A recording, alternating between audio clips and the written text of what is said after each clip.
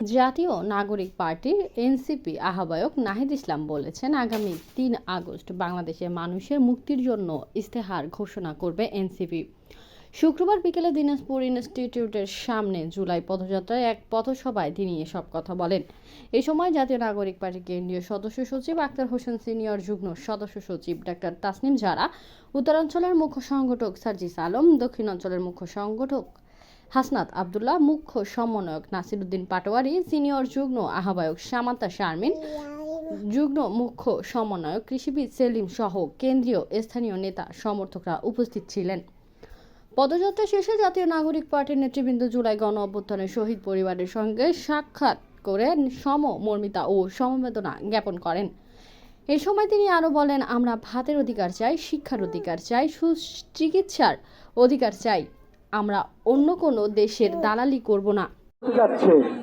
এই এক বছরে আমাদের স্বপ্ন ছিল অনেক, আশা ছিল অনেক।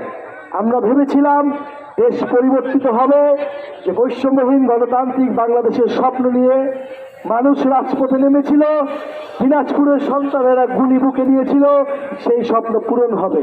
কিন্তু দুঃখের বিষয়, সেই স্বপ্ন সম্পূর্ণভাবে পূরণ হয় নাই।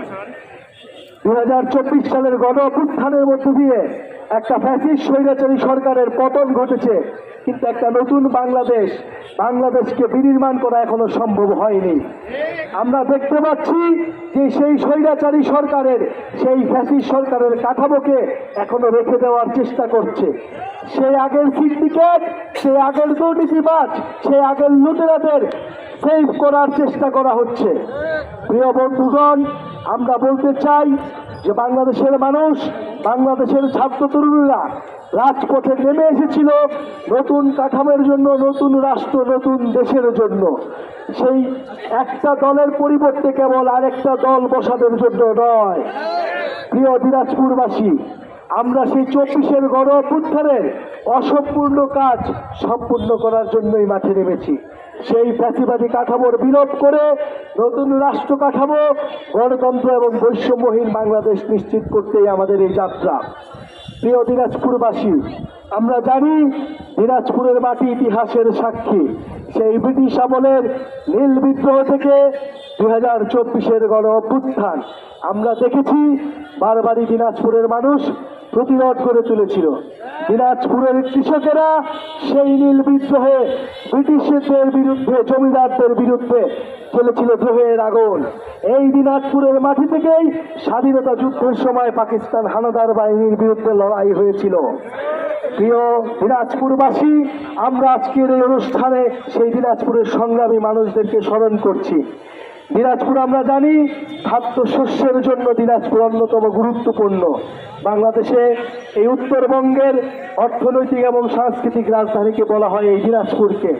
কিন্তু আমরা দেখি যে কৃষক যে ধান উৎপাদন করে, সেই কৃষক ধানের ন্যায্য মূল্য পায় না। বেসরকারি সিন্ডিকেট এবং মধ্যস্বত্বভোগীদের দুর্নীতির কারণে কৃষকরা ন্যায্য মূল্য থেকে, তাদের অধিকার থেকে তারা বঞ্চিত হয়। সেই দিনাজপুর সারা দেশের মানুষকে খাওয়াতে সক্ষমতা রাখে, সেই দিনাজপুরের কৃষকেরা তাদের নিজেদের চাওয়ালকে খাওয়াতে পারে না। বন্ধুগণ, এই দেশ আমরা চাই না যে দিনাজপুর উৎপাদন করবে আর ঢাকা ভোগ করবে, এই বৈষম্যের দেশ আমরা চাই না। আমরা চাই যেখানে উৎপাদন হবে সেখানে সুষম বন্টন হতে হবে। অর্থনৈতিক এবং আঞ্চলিক বৈষম্য আমরা বাংলাদেশ থেকে চিরতরে বিতাড়িত করতে চাই। আপনাদের এলাকার সন্তান আব্দুল আহাদ এই দিনাজপুরের মাটিতে জাতীয় নাগরিক পার্টির জন্য কাজ করছে। উনি আপনাদের দিনাজপুরের অনেকগুলো সমস্যার কথা বলেছেন। সিটি কর্পোরেশনের প্রতিশ্রুতি বারবার দেওয়া হলেও তার বাস্তবায়ন হয়নি। এখানকার মেডিকেল সেক্টর, আমরা যে পথযাত্রা করলাম, এমন একটা রাস্তা যে রাস্তায় আমাদের বারবার পড়ে যেতে হয়েছে। এটি এত ঐতিহ্যবাহী, এত ঐতিহাসিক গুরুত্বপূর্ণ একটা শহর এরকম হতে পারে, এটা অকল্পনীয়। প্রিয় বন্ধুগণ, আমরা পুরনো রাজনীতিবিদদের জন্য, আপনাদের পুরনো রাজনীতিবিদদের মতো আপনাদের কাছে কোনো মিথ্যা আশ্বাস দিয়ে যাব না। আমরা শুধু এটুকুই বলবো, আমরা সৎ নিয়ত নিয়ে মাঠে নেমেছি। 2024-এর গণ অভ্যুত্থানে আমরা ছিলাম। আল্লাহর রহমত এবং জনগণের সমর্থনে আমরা সফল হয়েছি। ইনশাআল্লাহ জাতীয় নাগরিক পার্টি এইবারও সফল হবে। প্রিয় বন্ধুগণ, জুলাই ঘোষণাপত্র নিয়ে আমরা দেখছি টালবাহানা হচ্ছে, জুলাই সনদ নিয়ে টালবাহানা হচ্ছে, বলা হচ্ছে জুলাই ঘোষণাপত্রে নাকি কোনো সাংবিধানিক ভিত্তি থাকবে না। জুলাই ঘোষণাপত্র অবশ্যই সংবিধানে যুক্ত করতে হবে।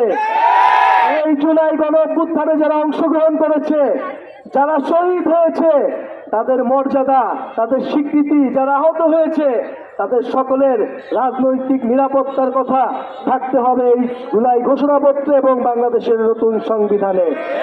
ইনশাআল্লাহ আমরা জাতীয় নাগরিক পার্টি আগামী ৩রা আগস্ট শহীদ মিনারে এই জুলাই ঘোষণাপত্র সনদের দাবিতে আবারও গত বছরের মতো আবারও বিশাল জমায়েত হব এবং আমাদের প্রাপ্য আমরা এই অন্তর্বর্তী সরকার থেকে বুঝে নেব।